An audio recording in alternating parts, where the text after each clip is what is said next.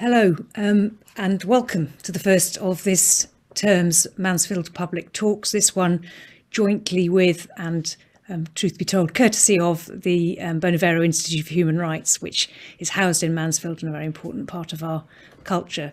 For those of you who don't know me, my name's Helen Mountfield. I'm the principal of Mansfield College, and I'm absolutely delighted today to welcome our first speaker, Justice Dikgang Moseneke. Welcome, Dikgang. Thank you very much for speaking.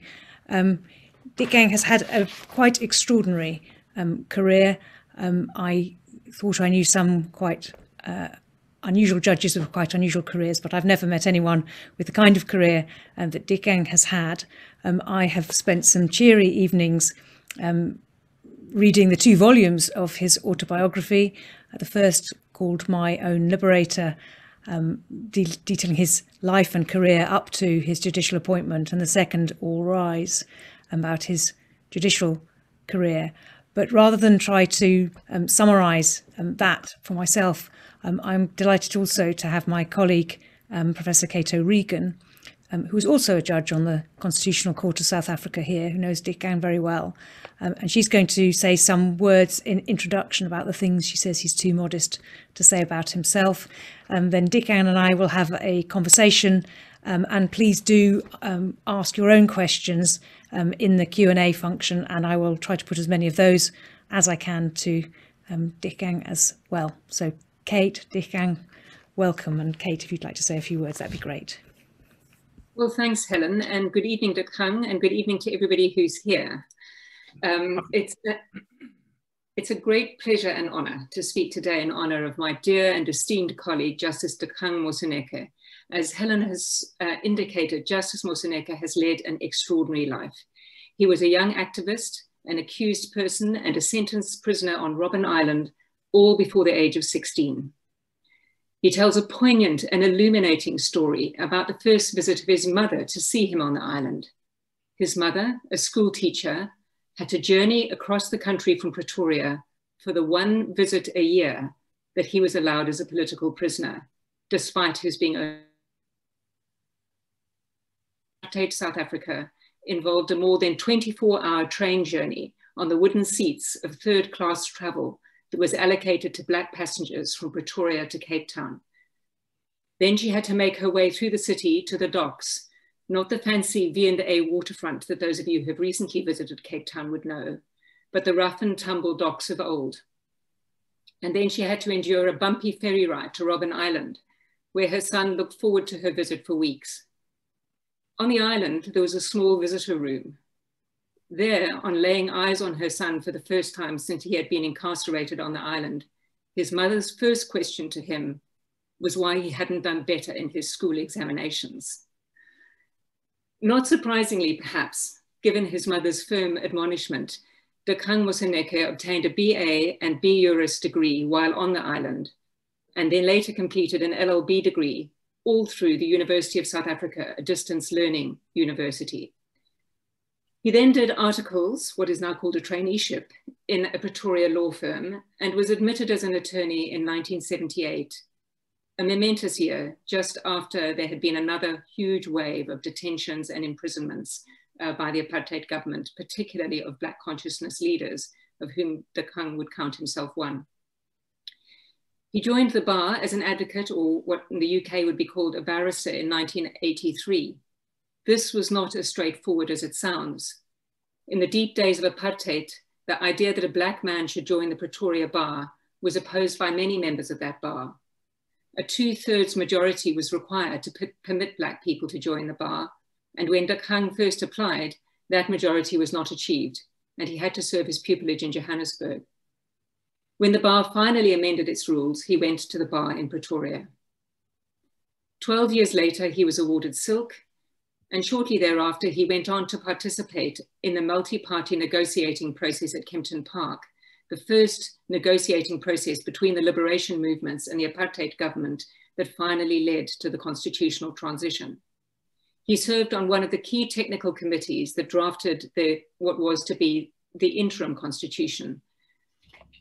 After his work on the constitution making process, he then served as deputy chairperson of the Independent Electoral Commission in the historic elections of 1994.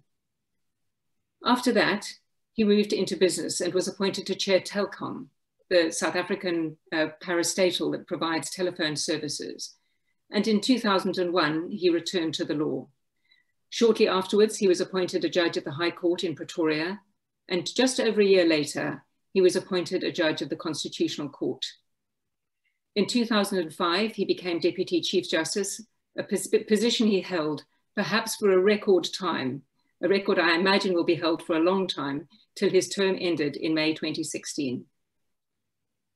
It is no secret in South Africa that many people have thought that Justice Moseneke would have been an outstanding Chief Justice of this country, and I number myself amongst them. But that was not to be. Yet even in that disappointment, Justice Moseneke demonstrated the personal qualities that make him so admired. He remained dedicated to his work and his role in building the Constitutional Court as an institution, despite being passed over as Deputy Chief Justice to be appointed Chief Justice twice. He supported his colleagues and law clerks and all those with whom he worked, and he grappled with the challenging task of ensuring that the jurisprudence of the court remains firmly focused on the achievement of the transformative vision towards which our constitution clearly points. Justice Moseneke is a proud South African and an equally proud African. As a young man, he espoused the principles of Pan-Africanism and Black consciousness before that term had been coined. And I believe, I hope not impertinently or inaccurately, that he espouses them still. Not because he does not believe in the equal dignity of all humankind, but because he has a deep pride in being an African, and because he believes that the main antidote to the legacy of apartheid, racism, and colonialism is to awake that sense of African pride and self-esteem, which he himself so clearly possesses amongst his fellow South Africans. I will never forget seeing Justice Moseneke rise with his fist raised on the occasion that the elders visited the Constitutional Court, when Peter Gabriel, one of the elders, along with Madiba, Desmond Tutu, Jimmy Carter, and Mary Robinson, sang his moving hymn to the great leader of Black consciousness in Southern Africa, Steve Biko, who was, of course, killed in the apartheid prisons in 1977. In his 13 years on the Constitutional Court, Dikgang authored more than 40 majority opinions and many dissenting opinions and concurrences. Even the briefest survey of his jurisprudence demonstrates the clear constitutional vision that animates that jurisprudence, an emphatic commitment to the transformational project heralded by our Constitution, but all the while showing a deep loyal respect for text and doctrine. Justice Moseneke strove, I would suggest, to develop a constitutional jurisprudence that pursues the constitutional project of transformation, but a jurisprudence that is at the same time rooted in principle, is clear with predictive force that will guide lawyers, judges, government, and citizens in their behavior and decisions. Accordingly, many of his decisions engage in careful interpretation of both statutory and constitutional provisions. It's of course impossible to generalize, there are always exceptions to a rule, but I would argue that this twin commitment to transformational vision, coupled with textual loyalty and doctrinal clarity, could be described as the distinguishing feature of South African constitutional jurisprudence at its best. The Moseneke jurisprudence, of course, ranges across the entire terrain of the Constitution, but reading his judgments makes plain that there are some rights that for him are of special significance. These are the rights that lie at the heart of the project of constitutional transformation. For example, he's the author of a string of seminal judgments on the Equality Clause that prohibits unfair discrimination and permits measures of advancement or protection for those disadvantaged by unfair discrimination, often loosely called affirmative action. Then there is land and property. In a recent judgment, the court spoke of the contested nature of our country's conversation about the protection of property and the potential danger this holds for the success of our constitutional project. The explanation for this lies in our history. It's a history of dispossession of what indigenous people held and its transfer to the colonizers in the form of land and other property, which was protected by an economic system that ensured the continued deprivation of those benefits on racial and class lines. The history of division probably also explains the concerns both the previously disadvantaged and disadvantaged have about property. The former fears they will lose what they have, and the latter that they will not receive what is justly theirs. A third substantive area where Justice Moseneke's commitment is particularly audible is the right to education, and given his own history, perhaps that's not surprisingly. I'm not going to talk any more about his jurisprudence. I hope he's going to discuss some of the cases with Helen. There's some really interesting cases amongst them. But one last thing I'd like to talk about is his prose. One of the collegial decisions made by judges of the court very early on was to let the diverse voices of the judges be heard. That diversity of tone and register on the court was rich and deep. And Dikgang Moseneke's is a very particular voice. It is firm and resonant with distinctive cadences. Indeed, I learned from him how important cadence is in African languages. His name, I hope I am right, is not Moseneke, but Moseneke. As English speakers, we always rise upwards, but in fact, for African languages, you need to go down. The rising cadence of so many English speakers took a long time, but I got it finally, is wrong in the pronunciation of many African names, such as Moseneke.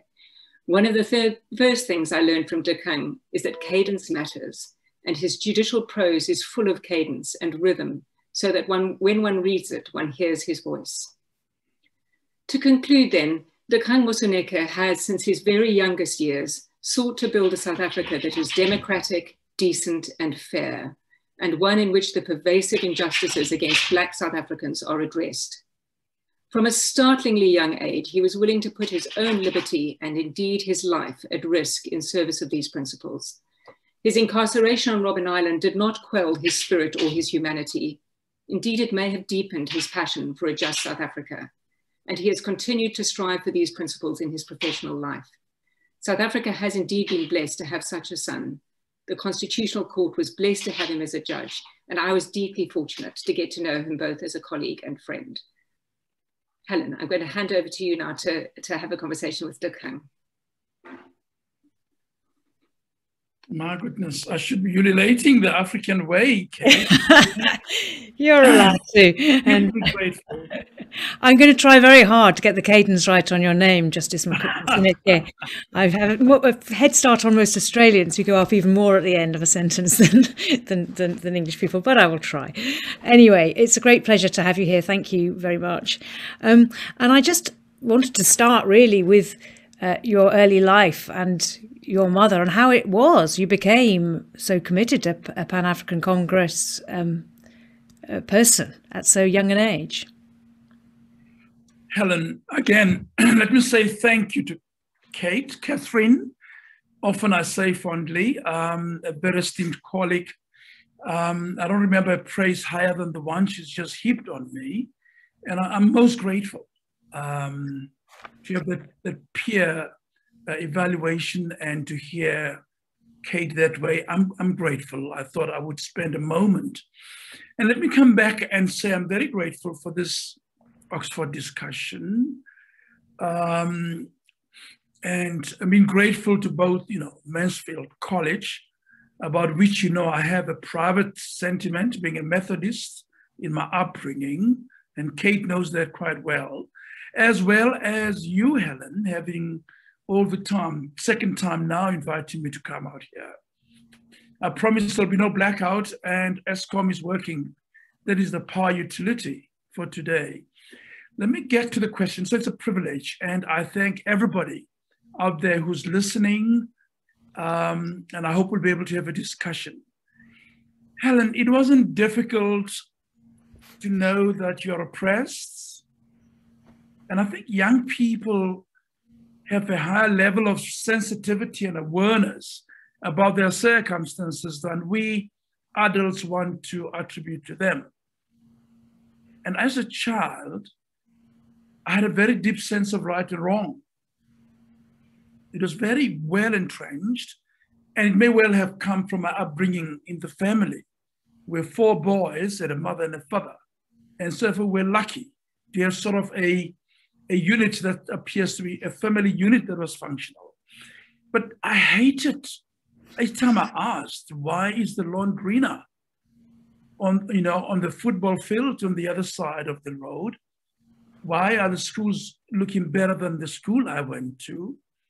And why, were the residential areas so different?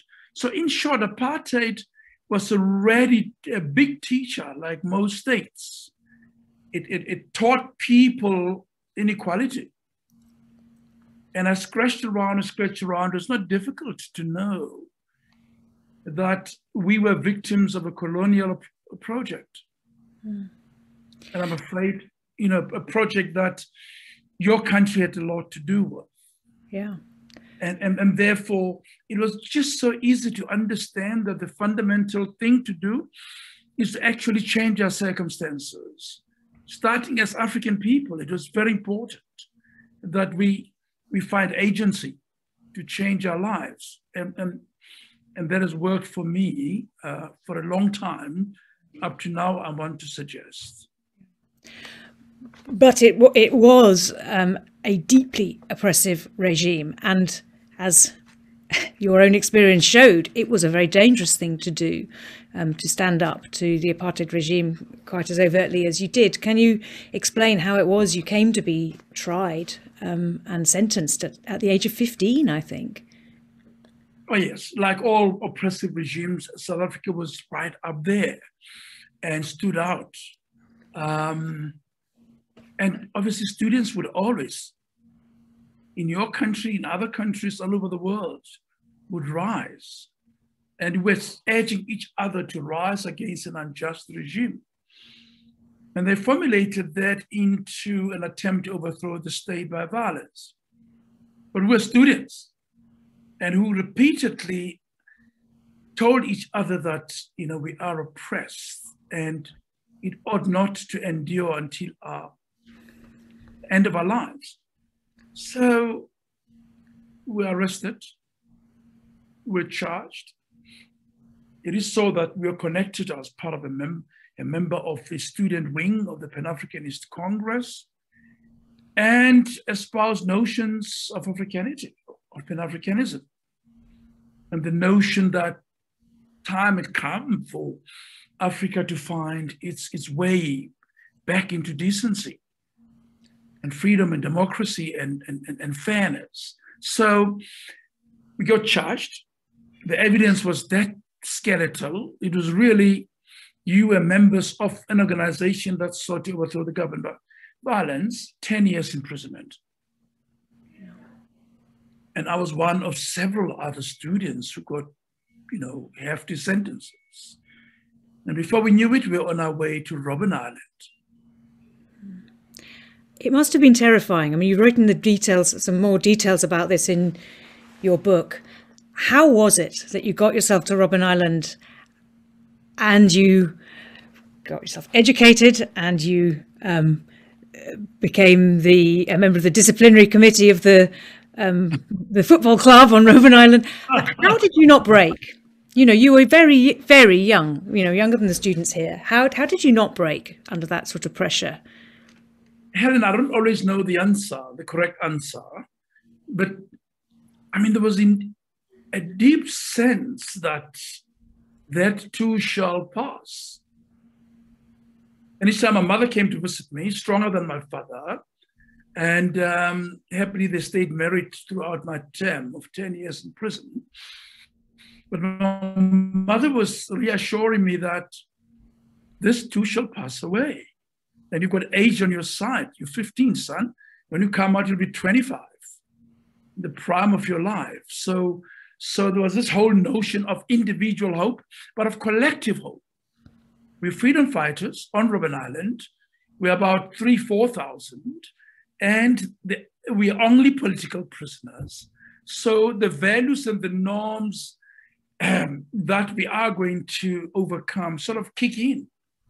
The notion that we have to reconstruct society.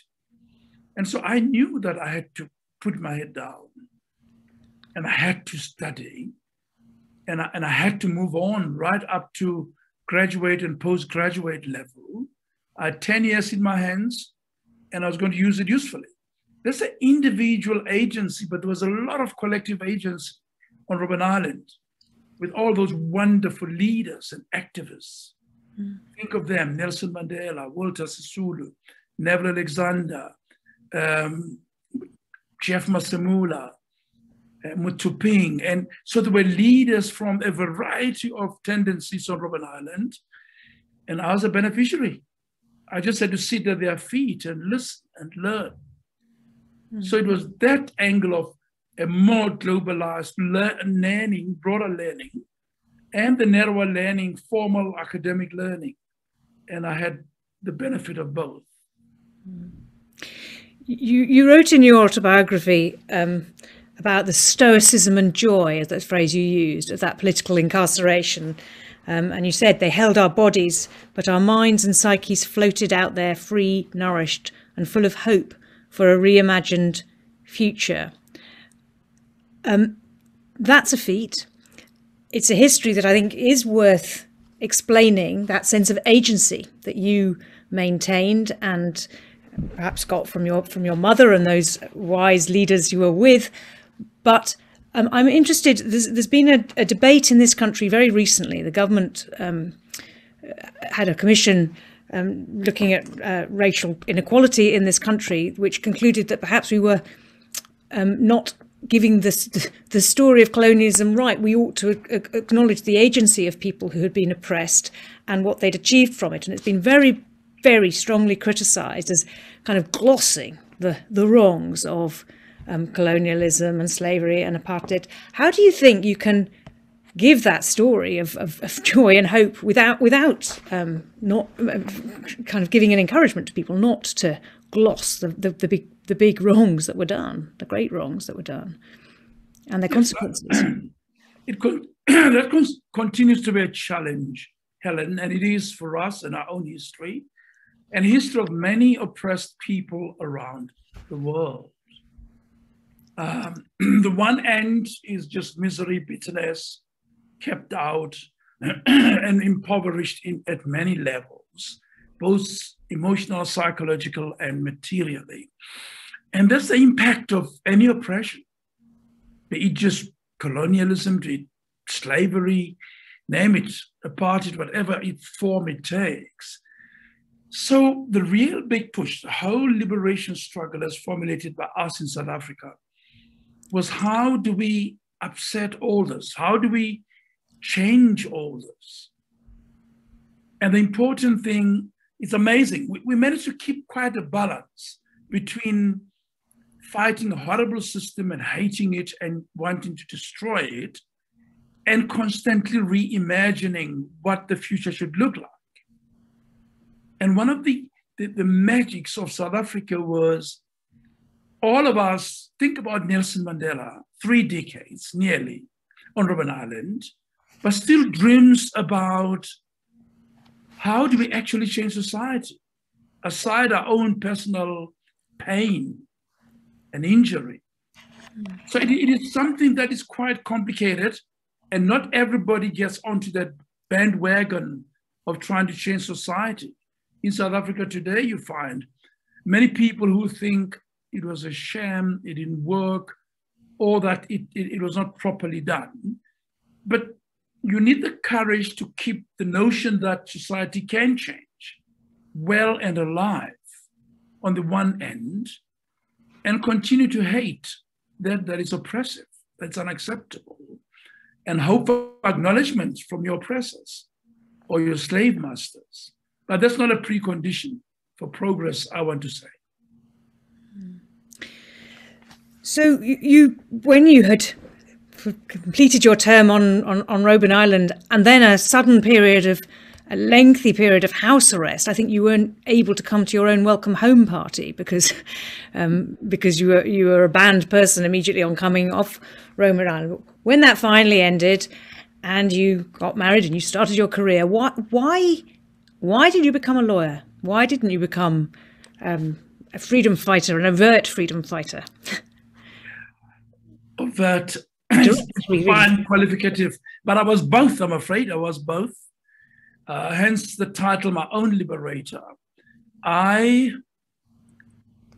was that complexity again that presents itself to you. I passed all these law degrees. I had a brain that I thought might function within the system. So I was less inclined to go into exile, for instance, like most of my colleagues did. Some came out of Robben Island, notably Jacob Zuma, for instance, and went into exile. And I thought I could get close to the soft belly of the beasts. And I thought I could play a role in the struggle, quite a unique one, to become almost the ambulance, the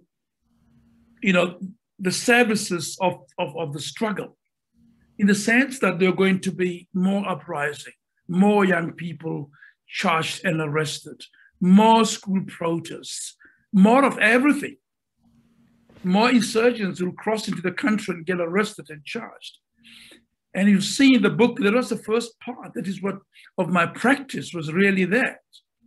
Basically showing my middle finger to the system by calling their bluff and using their terms and standards of adjudication and substantive law to show it out, to be unjust.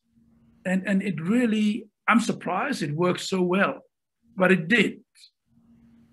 With the very greatest of respect, as lawyers say when they're when they're doing that. So we came towards the disintegration of apartheid, and as Kate said, you had an important role in constitution building. Can you maybe tell us a little bit about that? Yes, apartheid ground to a halt, and thanks to, for instance, activists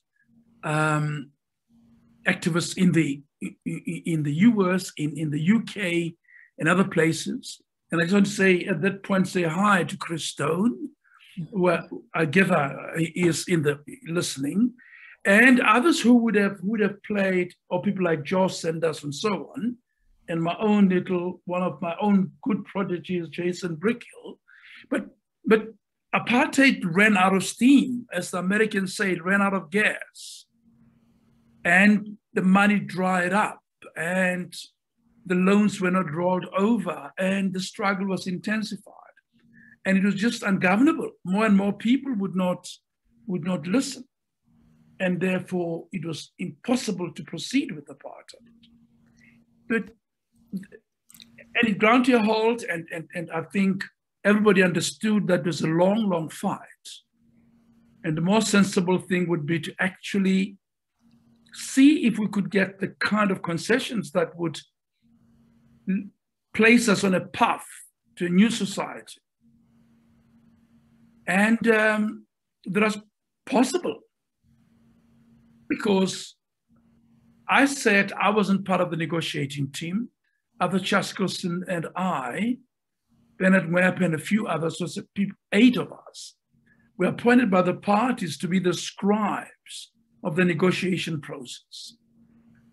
So our lawyering skills now became handy, because we're the guys who are going to write the interim constitution or to translate the deals which were struck in the negotiation process into legalese, if you like, into technical language that would ultimately coalesce to form a constitution.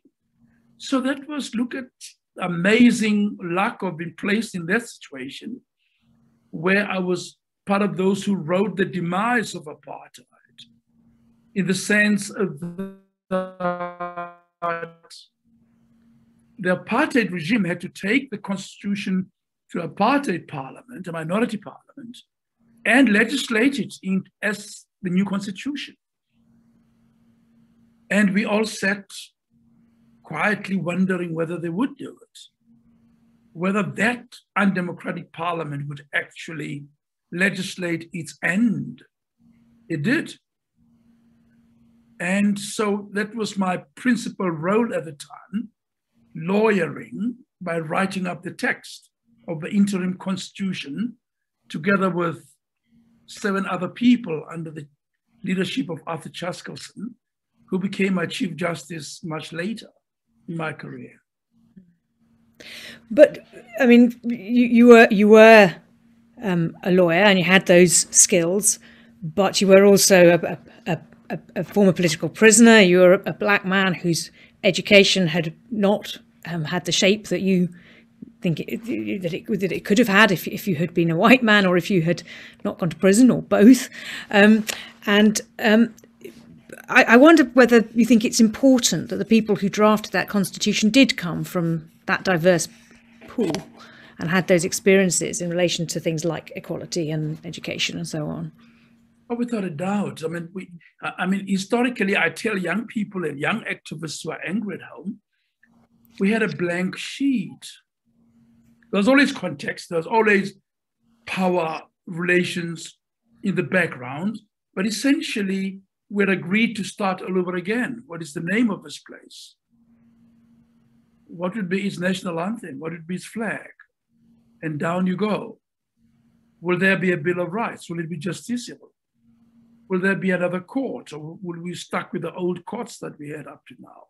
So it was a phenomenal historical moment, I thought. And you needed the diversity. And the committee was diverse. But South Africa was, for once, learning the diversity lesson. And we write in the interim constitution that we have to learn to celebrate our diversity. Yeah. For apartheid, diversity was the reason, the false reason for oppressing and excluding others, not only on the grounds of race. Apartheid was a big machinery of backwardness. It kept women out, it kept gay people out, it kept white women out, and all women out, it kept gay people out, it kept just about, think carefully about it. It stopped economic activity on the part, for instance, of Black South Africans.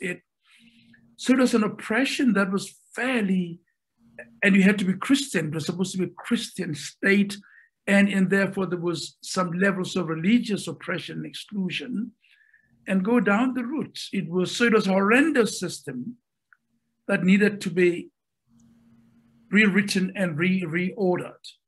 And by and large, that was the real historic mission and success of Nelson Mandela. And I think it was at around that time that you succumbed to, I think, quite a lot of pressure from Nelson Mandela and Arthur Chaskelson and maybe your family to leave your commercial sideline from having been a lawyer and going into the commercial and become a judge. Why? And you weren't initially a judge on the Constitutional Court. You went to become a High Court judge. Why did you do that? Oh yeah. Resign yourself to it, as I put it. Ultimately, I caved in. You remember in the book I talk about me feeling fairly young. I was in my 40s. I was in my mid to early 40s. I mean, and they wanted me to be a judge that young. And I wouldn't, agree at the beginning. So I went out and had a little, might I call it a fling in business, and just decided that it's a moment for me just to savor the freedom newly acquired, and for which one had worked so hard and so long. So I went into a corporate setting, and it was a lot of fun, only to be recalled. And I told us, in the book, just about everybody to jump until Arthur summoned Nelson Mandela to summon me to accept a judicial appointment. So it's a mixed bag. It's me. I don't want to look that I was really looking forward to being a judge, but the pressure had come. And Nelson Mandela said to me, remember in the book, Dikgang, your people need you. You have to go and serve your people, And he was making arguments, how do we transform the judiciary? How do we get it into proper leadership if somebody like you, after all the legal training, goes out and become a corporate magnate of sorts? So I gave it up. And became a judge. And you describe how you had combined political action and being a serving advocate. But the one thing you can't do is be political and be a judge. And you talked about nobody becomes a judge to become rich or popular or famous, as you put it. Although you may not have failed as much as you think, but in those things. But why there is that sense of proper, institutionally proper restraint when you become a judge, and I wonder how you felt like that about only speaking through judgments in your roles, first in the High Court and then in the Constitutional Court.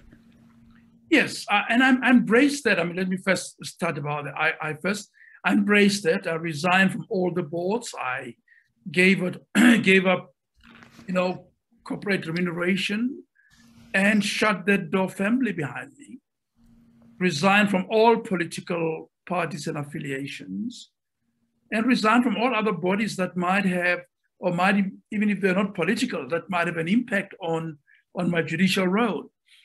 For instance, communities, organizations and NGOs and activists, entities which I was part of all my life. So I gave all those up. Thinking for a moment of Lord Hoffman during the House of Lords days and Amnesty International. So I resigned from all of it and got in there and really once and for all made up my mind that I'm going to try and be a good judge. I'm going to be properly cloistered. I'm going to go into the nunnery and accept that this would be a role devoid of political careerism, devoid of business careerism. And I thought I succeeded. Mm. Save when I had to do academic lectures and papers and debates. Those I joined. And I wrote and published in law journals. And I thought I wasn't going to stop that. But as for the rest, yes, I basically stepped back. Yeah.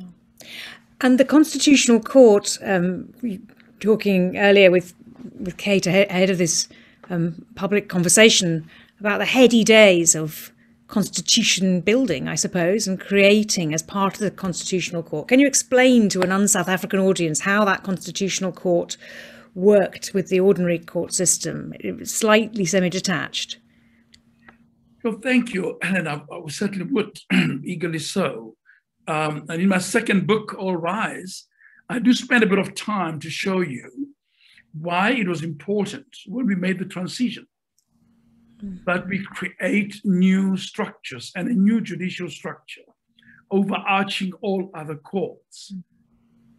2 steps, 3 steps back, excuse me, apartheid was essentially a horrible concoction of white male toxicity. Power resided and was concentrated in white males. 99.9% of the judges were white males. There was one female judge at high court level. One. So you can have a sense of how we had a challenge in 1994. And how do you dismantle this, or how do you dilute it sufficiently to be able to interpret the Constitution in progressive, transformative ways that would lead us to the kind of society we wanted to build? It was difficult. For instance, the way debates are saying in the book about people saying all judges must resign, all magistrates must resign, and we must start at ground zero. And I explained in the book that it wouldn't have been possible because we had nobody to substitute white male judges who were steeped in a particular jurisprudence. Not all of them were. I mean, they were good white judges. Richard Goldstone comes to mind, Johan Krichler, and there are a good few, John Didcourt, and a few others who really did not toe the line entirely. But by and large, we're faced with that problem. And we crafted a new court called the Constitutional Court. We wrote it into the interim constitution, and we formulated a way of appointing judges. And he superimposed it on the existing structure. And the hope being that the court at the top would set the jurisprudential tone, the transformative adjudication style that would then trickle down over time. And Nelson Mandela had the privilege of appointing that first 11 judges. And their role really was to be different, to be change-driven, to be romantic about recreating our society. And I think we can debate just how well the court has done. But these initial stages, I write about that and explain to you in my new book how well I thought the court had fared, and some, of course, of some of the challenges and the pushback that we got from some of the old order judges who were still there in abundance. Yeah. And were there those tensions? Was there a sense that you were the new blow-ins who were, better than you ought to be, and was there a tension between the traditional court system and the constitutional court in the early days? Oh yes, there was a lot of tension because remember, the traditional courts were really driven mainly by the common law.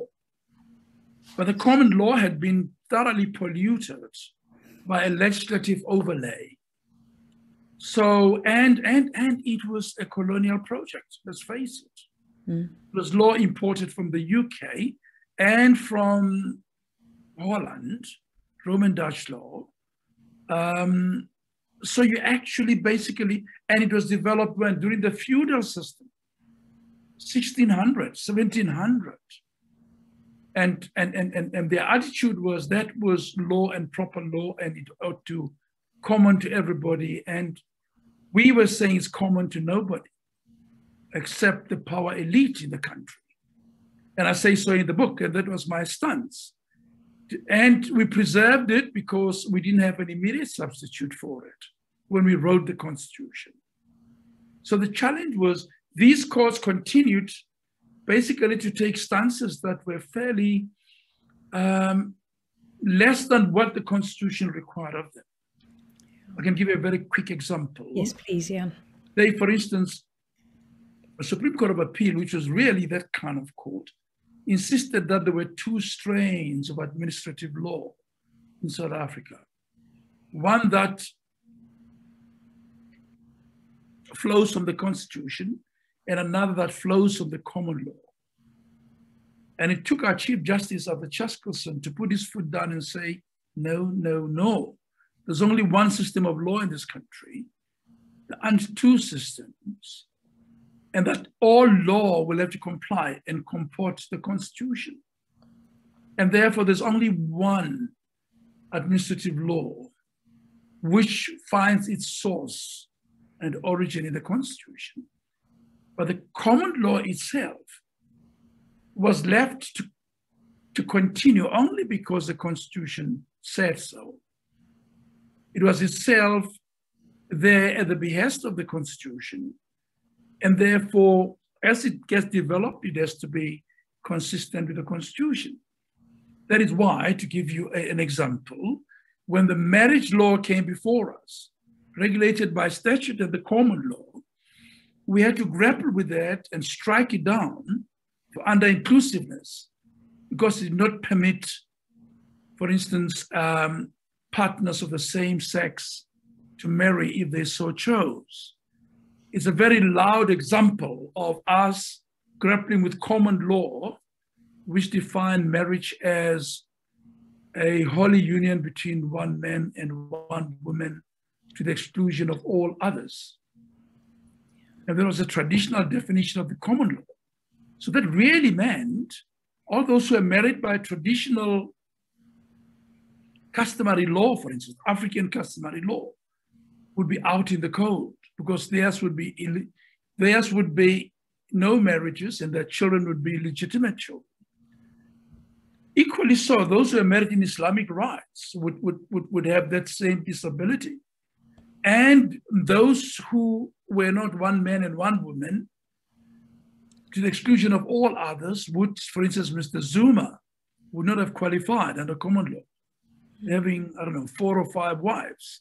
So you can see that suddenly it was very important to begin all over again and try to have all these strands brought together by the judiciary under the larger jurisprudential umbrella of the Constitution. And those were really the heydays and the honeymoon days of the court and the work it did to safeguard our democratic project. Now, I want to ask you about that, because this was a heady moment when you had this new constitutional creation, a constitutive moment when you could talk about equality before the law for the first time in South Africa, and genuine equality before the law. And there was people. I think the world was impressed at the work of that was done in that moment of transition. That there was not the most dreadful civil war. There was a transition then governed by the rule of law. And I just wanted to ask you whether, before I turn to questions, so people do please put questions in the Q&A function if you want to. I have one already I'm going to come to in a minute, but please do that. But that moment when there was a new start, but there was also the rule of law and a system governed through law. Do you think that's under threat in South Africa, or do you think the rule of law will endure? A complex answer, and not because I'm trying to duck it. I think the democratic project is very well entrenched. In other words, you're not going to wake up one day and find that South Africa is under a military coup, or South Africa ceases to go to elections every 5 years. In fact, one of the prides and joys of our country is IEC, our Electoral Commission, which has been remarkably clean, hardworking, efficient, and very modernized in its operations. And I'm proud about that, because remember, I was, one of the members of the IEC, the very first IEC, that conducted the very first elections in our country. So you're not going to find South Africans giving up the Bill of Rights. You're not going to find them regressing into an entirely or fundamentally undemocratic structure. I don't think you're going to find that. But there are threats to the rule of law, and I'll single them out in a moment. But I think the core structural arrangement around democratic practice, around adjudication, around the rule of law, around observing all the globally recognized decencies that you find in Bill of Rights and so on, those are going to endure. But the inequality has tended to persist, and that inequality will have to be tackled quite firmly and promptly. I think you're going to hear most people across the board in South Africa will tell you we have to deal with substantive inequality. And for me, that is the biggest threat. But I think the courts will hold out. Up to this day, nobody would dare get out there and basically ignore the courts, not the executive arm, not the legislative arm, not the people. Will there be people making disparaging remarks about the courts? Yes. The court system? Yes. Is it perfect? No. But I think it is quite well. It has taken root, but we have very stubborn inequality. Yeah. Okay. So inequality, a threat to the rule of law. That was my easy starter question. I'm now going to put a question to you that comes from Professor Roy Good, who's a professor of commercial law here at St John's College. And he's pointed out, he said that Lord Bingham, the great jurist in the UK, considered there were no exceptions to the rule of law. But the very start of the new South Africa was mediated through the work of the Truth and Reconciliation Commission, which at least arguably did breach the rule of law because it put reconciliation and telling of the truth above substantive justice in individual cases, that those who admitted terrible things, including murder and torture in the name of the former state, got an amnesty in return for having admitted and put that version on the record. And that was an art of state building and arguably avoiding civil war. So his question to you is, do you think there may be occasions, and that's an example, where the preservation of the state trumps application of the rule of law? The answer is yes. Ordinarily not, but there are circumstances extreme which would justify that. It's the old-time debate, Professor Good, about peace and justice, sometimes framed that way. Yes, we breached the rule of law, without doubt. And in the book, I tell the little anecdote of us just dusting off the interim constitution, and the apartheid regime or their representatives come to us and say, the generals will not sign off on this constitution. The security apparatus will not sign off. Are you going to prosecute them? And I was there. I had the privilege of being one of those who said there. And there was no post-amble to the constitution that would foreshadow transitional justice arrangements. So the card was cleverly played right at the end of the whole process, and say, we're not getting into this unless we get amnesty. We who were the young lions of the time, people like me, said, no, nonsense. We will not give people blanket amnesty.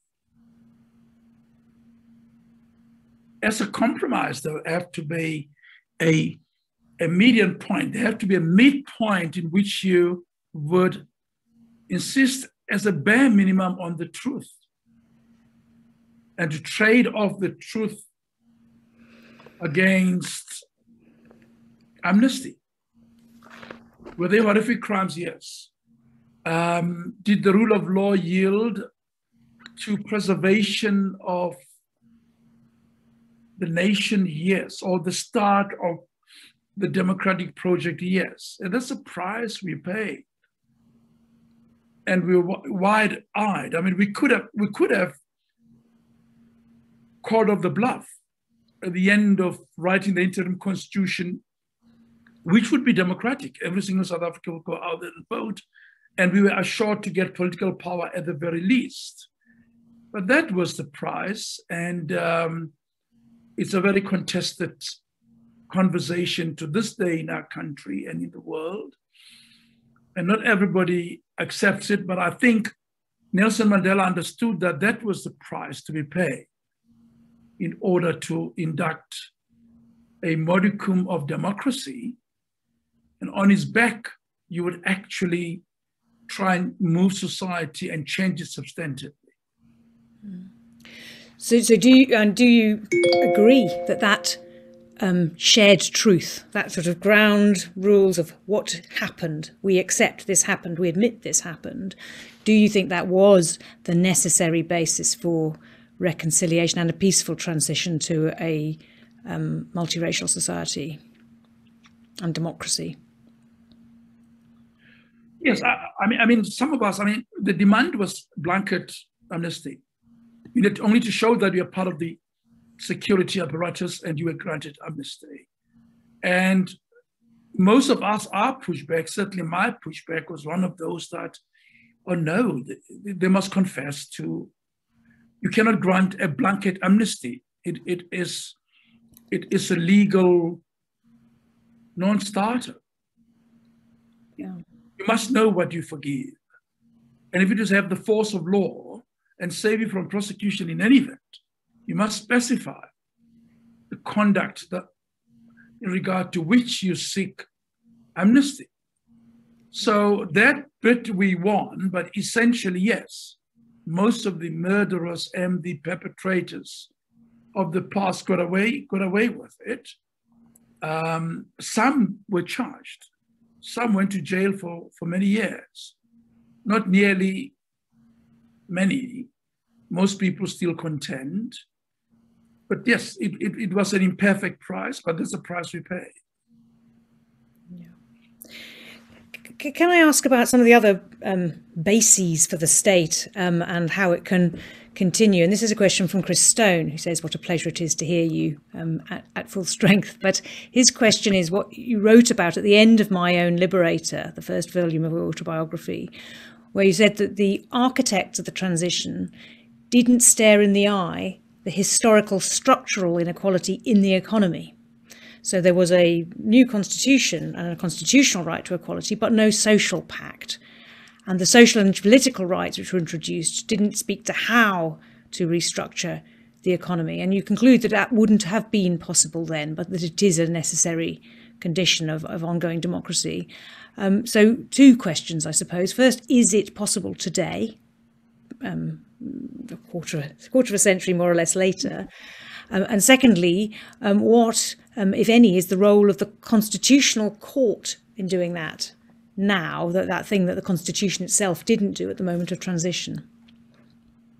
Yes, that's symptomatic of Chris Stone. He'll go to the difficult end of this discussion. Yeah. But thanks for the question, Chris. And yes, in My Own Liberator, I do go there. Hopefully not with much despair. Look, as a lawyer, I did not know how to legislate for economic access and redress.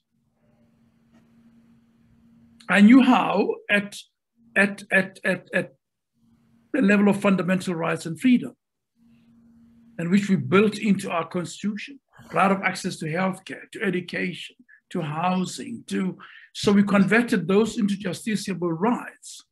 So if you have a proper functioning state, it would bear those responsibilities, which it assumes itself and then goes out there and do the right thing. So that level, that would be the first plank for changing our society. The second level, Chris, I did not know how to legislate in a constitution on redistribution of wealth, on compulsory access to certain amenities, not just public amenities, because most of the wealth sat outside public purse. So I did not know conceptually, and I say in My Own Liberator, what I do accept that there was no confrontation with the inherent inequality of the colonial project. And what I do say, however, and I say it again to young activists who task me in a far less civilized way than you are doing this evening, they often say, you guys sold out. You know, that generation sold out. By that, they mean you didn't tackle the land question frontally and fully. And that's why so many people are landless and homeless and still in poverty. And to that I join, as you know, I've published a number of papers, and you had Kate talk about my judgments on the land question. I think there was nothing substantial which stood in the way of much more rigorous land reformation in our country. I don't think there was a political will to do it, and I'm saddened by that. The second is that the Constitution is quite silent about the powers of the state to reorder structural inequality in society. But the government never quite got there. Whether the Mandela government or the Mbeki government or the Zuma government, even worse, it was retrogressive in the sense that it emptied the fiscus and made us worse off. So I think, therefore, and the courts have really consistently talked about the leeway to make fundamental change and to achieve substantive equality, about which I've issued a number of judgments in that regard. But I don't think there was sufficient political will. And past the Mbeki government, I think the will was even less, because predation, it became more of a predatory state or predatory ruling elite than one that would be committed to actualizing even some of the basic rights, like access to water, access to healthcare, access to basic education. So about that, I am quite disappointed. Perhaps the word is bitter. We are, you don't sound bitter to me, but we're coming towards the end of this conversation, although I would love to go on, and I wish you were in Oxford and we were about to go for dinner and carry on. These things may become possible in the future, but I want to roll up, if I can, two questions just to finish off with. One is from somebody asking, which other stories and histories of the Constitutional Court and its judges would you like to see written, and perhaps with less restraint than you very properly have shown in your own version, where you've maintained the appropriate confidentiality as a person who is a serving judge on that court? That's one question. And then the other is from somebody who says that having been conferred with a degree by you from the University of Witwatersrand, he has been inspired to pursue a master's in law on the interface between land restitution and environmental conservation and customary rights. So that's good to see, and the various colonial legacies in South Africa. And he asks you, what would be your one piece of advice to a young person hoping to make a positive impact on society through a career at the bar? So what are the stories you want told, and then what are the stories that should go on and be told for the future? Yes, it is a lovely note to end up. I don't know who that is. It might be Jason. It might be other of our many proteges we produce at the Constitutional Court. We're the clerk system, and we're deeply proud about those wonderful young people who go out there inspired to make the world different and go on to do so in various ways. Most of the South African NGOs, I'm taking a bit of your time, and activist organizations are really, the personnel there comes mainly from the Constitutional Court and the training that they've found. And many come to Oxford, and I'm delighted and grateful that they find the opportunity to hone their skills. Yes, I wrote with considerable restraint. Now, the last full-blown judicial memoir in South Africa was written by somebody called Rose Innes, Chief Justice Rose Innes, I think.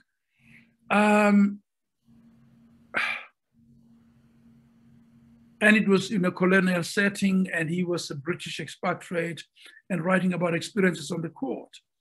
But you'll be surprised that in the middle, in between, there's been very little or nothing written until Albie Sachs, Erin Cameron, and me started writing about the judicial function a little more. And I probably wrote much more about it in All Rise than my other colleagues. The tradition was to shut up and disappear into the sunset at the point of your, and it's a tradition which is not unlike a tradition in the United Kingdom.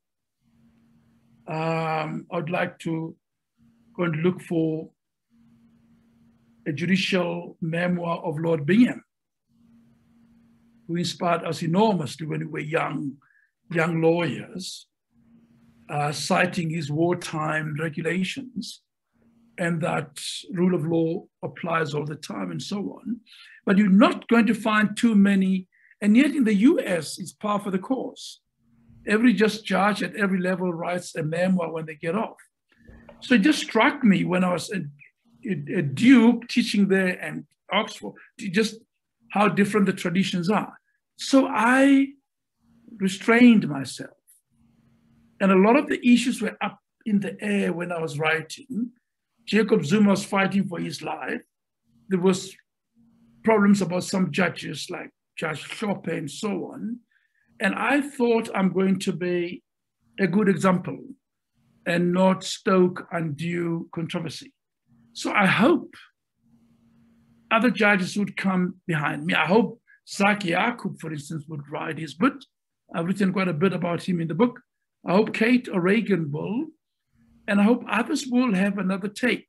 And as things change, and I think that there will be room to write much more freely and openly about the court. This was an experiment of sorts, but there was always, of course, the passion to make sure that I preserve most of it for history. So I don't know who, but I'm sure there will be other judges. There'll be about 5 judges retiring now in September. I'm sure some of them might be inspired to write a little more about their stay on the court. Young people, what should young South Africans of activist inclinations do? And the question I repeat quite a few times in the book launches I had around All Rise, you have to come and help stop the rot. We built institutions right at the beginning, and they got hollowed out by not so well-meaning members, particularly of the executive, and weakened our ability to be able to do all these things we've talked about. We need to tackle and deal with the land question, not only in a historical sense, which many people and doctrinally people write about that, which is fine, but also young, energetic lawyers who are going to actually not only play the advocacy role, but actual role. And I've said to young people, I don't want you to do as I did. I had to give up business to go and become a judge, which I became until I retired. But I'd like to see more and more people becoming prosecutors, becoming state advocates, serving in the competition commission, serving in public roles that would actually take up what we meant in 1994 and move on with that. In other words, to use that language to make sure that the revolution doesn't die. And remember that in my present book, I do edge on young people and I say, if they don't do what they have to do, I urge you to rise. That all of you should rise. And this part of the subliminal message of the book is that the rule of law is very important, but it's only important if in fact it can deliver. It's not important for its own sake. It's not like art for art's sake. It is important in my notions of jurisprudence only when it actually can deliver justice, equal justice, and substantive justice. Because after all, law is the handmaiden of a good society. It has to serve a good society. On its own would not be particularly useful. Dikgang, thank you very much for those absolutely fascinating thoughts and encouragement to people to continue to fight for equal justice and the rule of law and a good society. Thank you all for joining us. Next week, at the same time, we will hear Julian McRae and Dame Julie Mellor from Engage Britain, which is a think tank, I suppose a do tank as well, looking at how we can use not only evidence but emotion to bring people who perhaps feel dispossessed by the political process in this country into the discussions and the debates, and how we can have a broader base for policy making. So do please join us for that and look at the list of public talks on our website. We've got some fascinating speakers this term. You're all welcome, and so is anyone else who want. It's all free. It's part of Mansfield's attempt to engage broadly with interesting discussions in civil society and a broad range of people. So please do make sure that anyone who wants to comes or watches again on YouTube. But in the meantime, Dikgang, thank you very, very much for joining us, and I hope we see you in real life in Oxford before too long. Helen, thank you ever so much. It was energizing, I must say again, and reminded me of a good pasts of battle and fight and change. But it was a privilege, and I thank all those who attended and listened. Big privilege indeed. Thank you. Thank you very much. Bye-bye. Good night to you. Good night.